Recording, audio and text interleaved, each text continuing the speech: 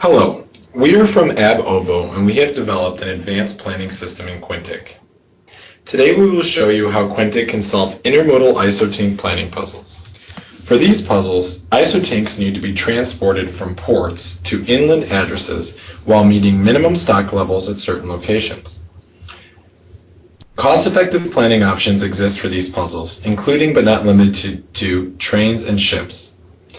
The goal is to optimize the plan, which means minimizing costs and meeting compliance and transport regulations. Container cleaning is an important consideration from this perspective. Planning orders for isotank puzzles means three things. One, assigning empty tanks to orders. If the tank is in a different location from the pickup address, an empty repositioning move is automatically generated, and the closest available empty container is the one that will be assigned to this move. Two, assigning routes to containers. If a container needs cleaning, it will be automatically assigned. Three, tracking the exact position of each container. As we move over to the Quintiq model, the first view is called Solve Container Imbalance. Here we can see an overview of the map of Great Britain, and one can select each of the addresses and see their location on the map. For this example, we have two types of containers, 20 and 40-foot containers.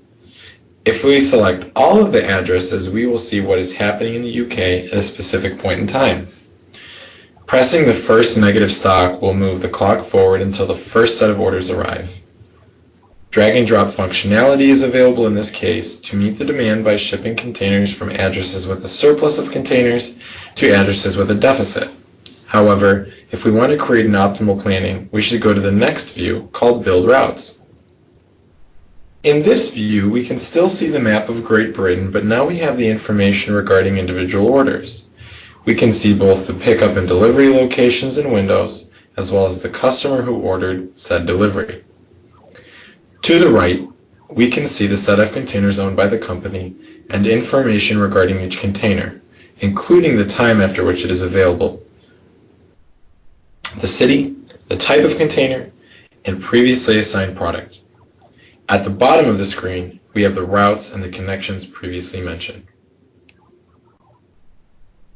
At the top of the screen, we have KPIs displayed, including the number of shipments that are planned, how many were late, the total distance covered by the containers, the number of miles the containers are moved when empty, and the total cost of planning the routes. A planner can manually assign containers to orders. However, manually assigning all of the containers to the orders can be an arduous task. The planner can assign all of the containers to all orders. However, an algorithm will assign the container that will take the least amount of time to be planned, taking cleaning into account. Now, selecting a container, we can see the moves in the map and the detailed information for that tank. As you can see, several empty repositioning shipments have been created. The empty shipment's time of arrival will correspond to the time when the pickup window begins. This corresponds to the time at which the order starts. We can manually assign an order to a route, as this will assign a truck to an order, and we can also assign an order to a connection. An order to move the container from its location to the start location of the connection will be created if the order is not in the start location of the connection. Again, manually planning all of the orders could be a waste of time for the planner, so we have an optimizer that will assign the best combination to minimize cost. One can initiate the optimizer by clicking on the optimizer and clicking Start.